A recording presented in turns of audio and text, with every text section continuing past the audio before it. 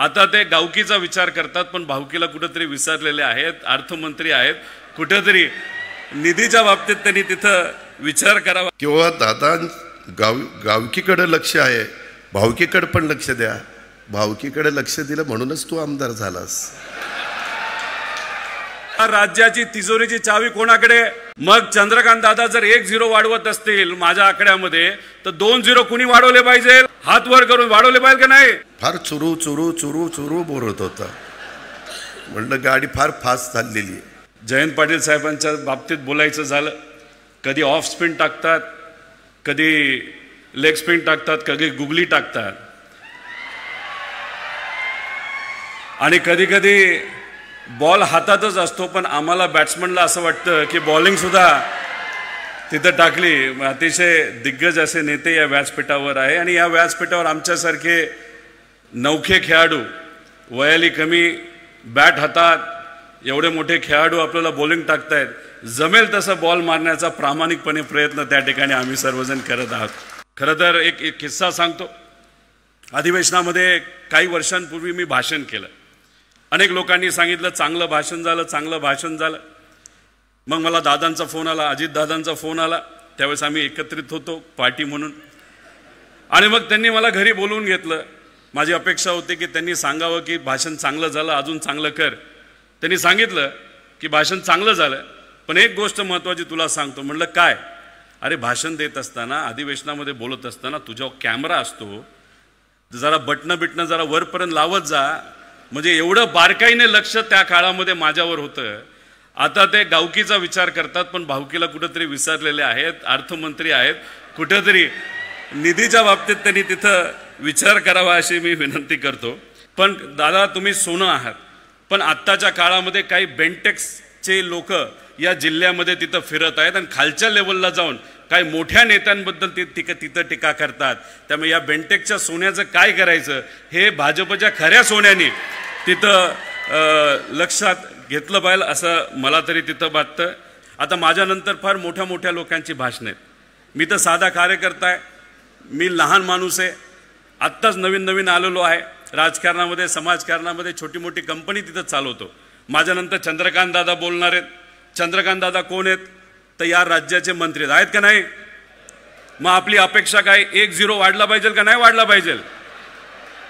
वाढला पाहिजे का नाही? हात वर करून सांगा. आणि चंद्रकांत दादा नंतर कोण बोलणार आहे? या राज्याची तिजोरीची चावी कोणाकडे?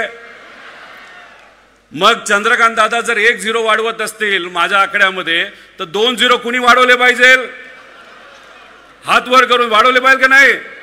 आता ते काय बोलतील मला सांगता येणार नाही, पण मला बोलण्याची संधी मिळाली. जे मनात होतं ते त्या ठिकाणी मी बोलून दाखवलं. बरंच काही रोहितने सांगितलं. मी 40 लाख देतोय. दादांनी, चंद्रकांत दादांनी 1 पूज्य वाढवावं आणि मी अजून 1 पूज्य वाढवावं. बरं सांगितलं नाही की दादा 1 पूज्य वाढवतील, आमचे जयंत पाटील अजून 1 पूज्य वाढवतील, आणि अजितदादा अजून 1 पूज्य वाढवतील. तेवढंच बाकी राहिलं होतं. फार चुरू चुरू चुरू चुरू बोलत होता. म्हणलं गाडी फार फास्ट चाललेली आहे. आज RRची जयंती आहे. मी, RR पाटील, जयंत पाटील, दिलीप वळसे पाटील, आम्ही सगळेजण एका बॅचचे आहेत. 90चे 90ला आम्ही आमदार झालो आणि जे काही राजकीय जीवनाला सुरुवात केली. त्याच्यात RR दुर्दैवानी, RRला काही गोष्टी मी सांगितल्या होत्या, सांगलीमध्येच सांगितलेल्या होत्या, त्याने ऐकलं नाही. जाताना मला म्हणलं दादा तुझं ऐकलं असतं तर मी आज तुमच्यामध्ये राहिलो असतो. मी सांगल्याकरता सांगत असतो, निर्व्यसनी राहायचं त्याच्याचकरता मी सांगत होतो. लोकांना बरं नाही वाटत. बघा अरे जाहीर सभेत RRची काढली. अरे मी काय काढली? मी चांगलं सांगायला गेलो, वाईट काय सांगितलं?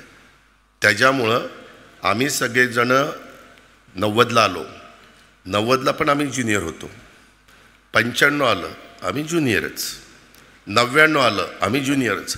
99ला तर विलासराव देशमुख, जयंतरावांना आठवत असेल, मुख्यमंत्री आघाडी करता कसं करायचं, काय करायचं, त्यावेळेस पवारसाहेब, प्रफुल्ल पटेल, त्याच्यामध्ये पद्मसिंह पाटील, विजयसिंह मोहिते पाटील, त्याच्यामध्ये मधुकर पिचड आणि छगन भुजबळ, हे सगळे राष्ट्रवादीचे नेते होते. मी, RR, जयंतराव आणि आमचे दिलीप वळसे पाटील खूप दिवस असेच वाया चालले होते.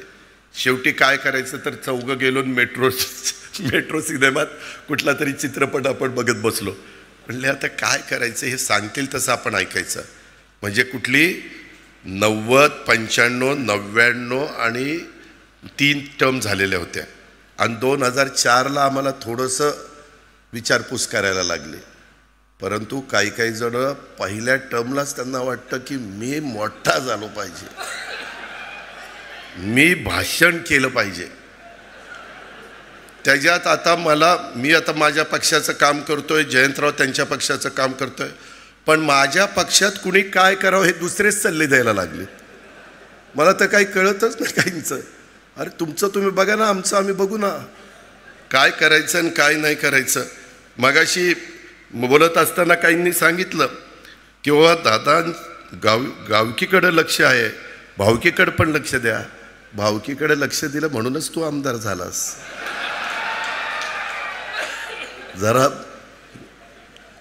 जयंतराव त्याला विचारा किती मतं पडली, पोस्टल बॅलेटमध्ये आलाय आपण. त्याच्यामुळं माझ्या कुणीच नादी लागू नका, तुम्ही तुमचं काम करा.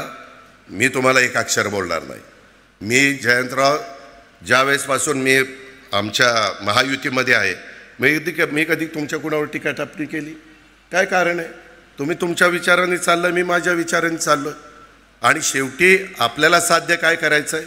महाराष्ट्राचा सर्वांगीण विकास, शिवशाहू फुले आंबेडकरांची विचारधारा, ह्याच्यामध्ये आम्ही कुठं कॉम्प्रोमाइज करतच नाही.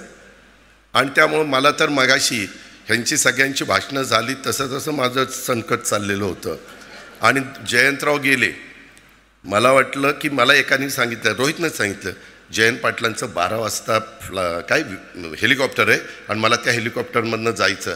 म्हणलं माझं भाषण ऐकायला नेमकी ही दोघं नाही आहेत. आणि मी तर हे सगळं ठरवलेलं होतं, ही बोलून मात्र गेली. त्याच्यामुळं पण ते आली. शेवटी माझं नशीब फार चांगलं आहे, कसं का होईना ते पुन्हा जुळूनच येत आहे. मित्रांनो, मला एवढंच सांगायचं, मगाशी ह्यांनी तर महाशयांनी सांगितलं, आवाजात प्रेमळपणा असलेलं देखणं नेतृत्व. जयंतराव पाटील, आम्ही काही देखणे नाही काय? त्याला वाळव्याला बोलवायचं, इथं बोलवायचं, आमचीच बिन पाण्याने करायची ही देखणा. आणि आम्ही काय बिन देखणा आहे? तुला बघतोच, ये माझ्याकडे कसं काय येते. मित्रांनो, गमतीचा भाग जाऊ द्या. परंतु एकंदरीत माझा बरेच विद्यार्थी विद्यार्थिनी बसलेत, मला त्यांना सांगायचं की बाबांनो,